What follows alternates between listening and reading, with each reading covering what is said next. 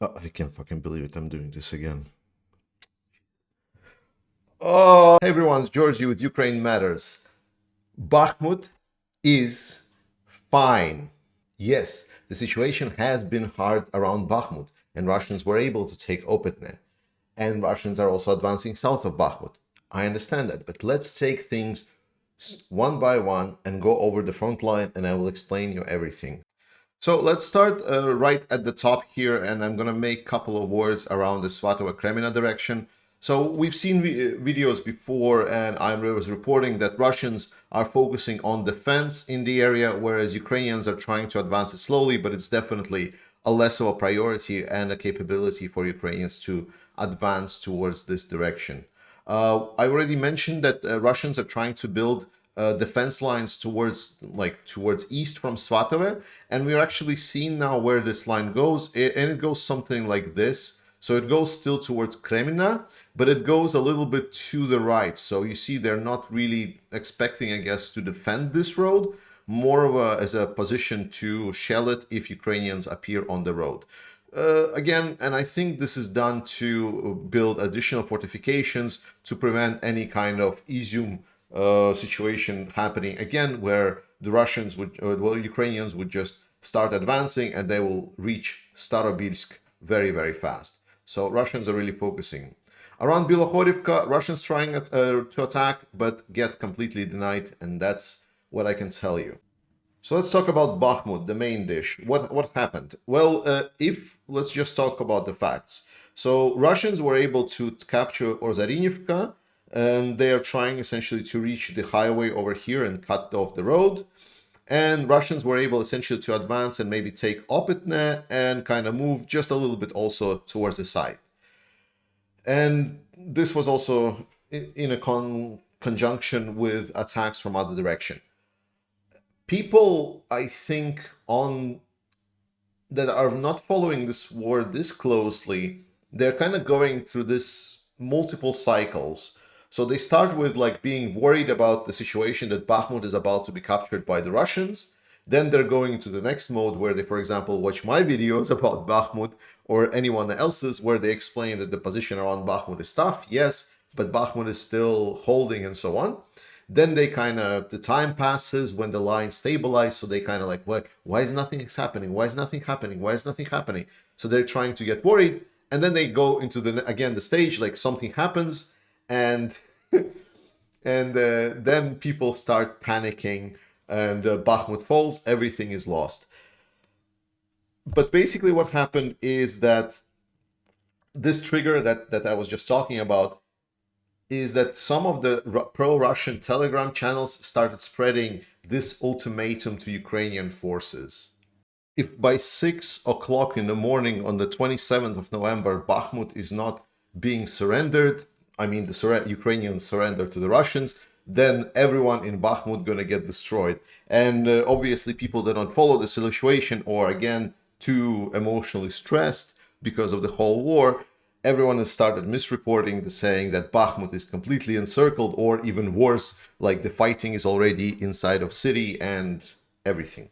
So let's go point by point. Firstly, we are already past the deadline for the how do you say, the ultimate surrender time, to say, for the defenders of Bakhmut. What ended up being is just a bluff. What happened was additional new wave of attack, now reinforced with some of the forces and supplies from the Kherson Oblast. And they felt, okay, now we are strong, we're gonna go and take Bakhmut, and it went almost nowhere. So they did capture a couple of things, which makes obviously the defense just a little bit more difficult, but it's basically the same situation that is described all of the time before. The fighting is still yet to reach the city proper. It is still the fighting on the outskirts and settlements that are near Bakhmut, such as Opetne. So getting into the city is still a huge problem for the Russians. If they want to try to encircle, again, they do not have the possibility to encirclement. To cut off Bakhmut, they need to cut off this road and they need to cut off this road. And so far, these roads are still operational. Even if these roads are cut, there are still opportunities to supply Bakhmut, maybe with less efficiency, but from the like a middle part here. The point is, the position of Bakhmut is still, in a strategic sense, not threatened. It is absolutely hell on earth. The fighting conditions there are terrible. I'm going to put some pictures here so you see. It's literally World War I. So people are struggling with the things that we thought that would never happen again, such as trench foot. Like, people are struggling with this mud, water inside of trenches. It is crazy. It's literally hell. But the problem is for the Russians that they are saying, okay, we are attacking Bakhmut, we're losing a lot of men, but we're going to get that city at some point. Remember, this is a political statement that they want to make by capturing Bakhmut. By itself, the city does not have, it does have a very important, significant, like a defensive value, but it's not the primary defense line in Donbass. The primary defense line in Donbass is actually around the cities of Slovyansk and Kramatorsk. And there is the chain of cities that goes actually down here. So all this along the main road is a big urban chain of cities here that are connected to each other. If you thought that Bakhmut for Russians was bad, we need to understand that Bakhmut is kind of like standing on its own. And yes, it has Solidar and some kind of neighboring cities and settlements, but by itself, it's a relatively smaller city compared to what is expecting Russians around Slovyansk and Kramatorsk, because Slovyansk and Kramatorsk will be 5, if not more times bigger problem for Russians if they reach it. So important that you need to understand that even if Russians capture Bakhmut, this does not automatically mean that Donbass is lost, that the war is lost, that Ukrainians are completely broken. They are not. This is just one city. We need to remember always and always. So taking the territory doesn't mean that that territory will be held. Remember Kherson? Again, I'm showing you. All of this was controlled by the Russians. They said, Russia here forever. Not gonna leave. Okay. Remember Kharkiv? Same thing. Russia here forever. Izium, they captured like both Izium and Kupiansk. These were like major logistics hubs, and yet they fell once more. If Russia even captures Bakhmut, in the long run, they still will dry out. They will not have the resources to sustain.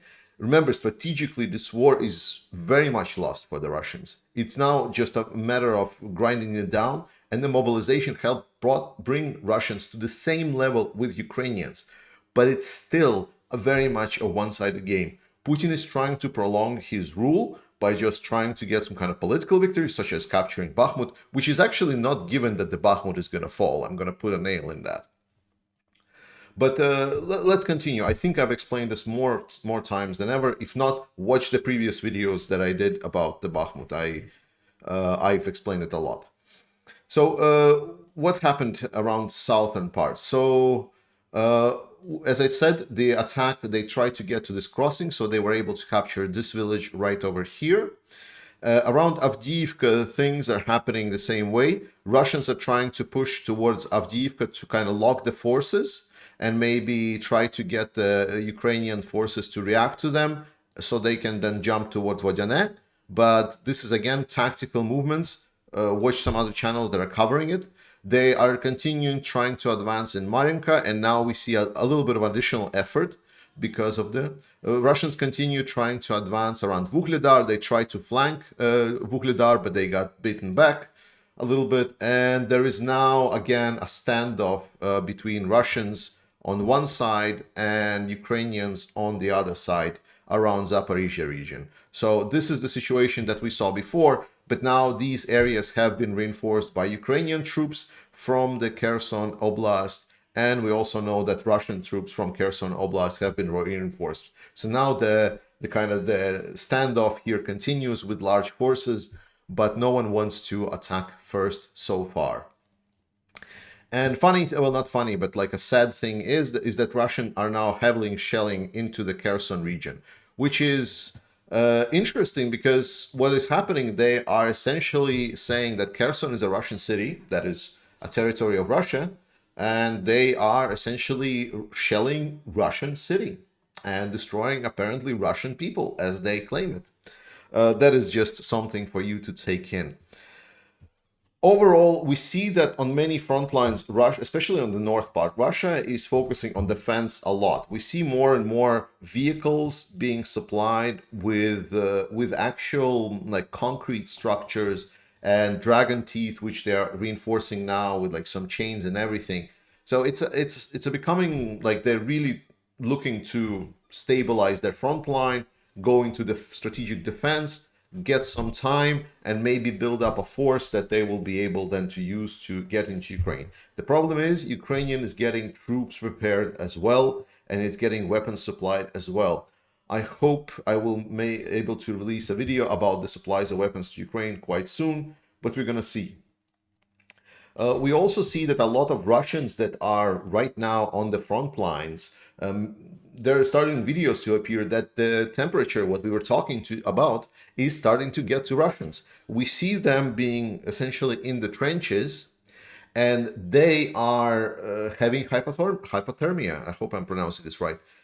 They are drowsy, they are slow, they are people like in half asleep mode. So we see that at some point, because they cannot get fire to get themselves warm, because otherwise they will just attract fire right away to that position. So they sit in those trenches where they are poorly maintained and so on. And because the temperature now falls so fast, we see that Russians continue basically losing the ability to fight. I'm not saying it's happening everywhere. Again, if they're attacking, it's actually maybe even better for the Russian army because they're active, they're doing something.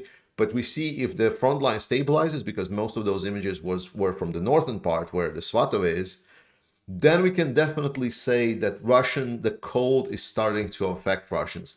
And we will see this even more when it's going to become colder and when the hypothermia is going to kick in a lot faster for the Russians.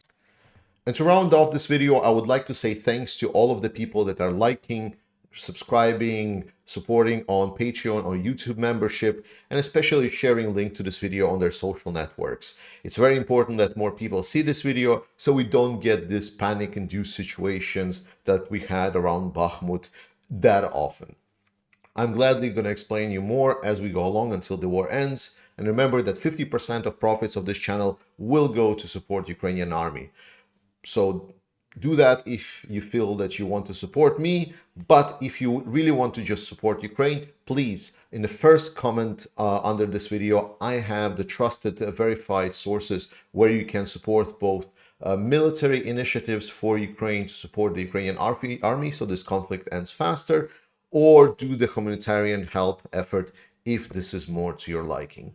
I love you all. Thank you so much. See you next time. Slava Ukraini!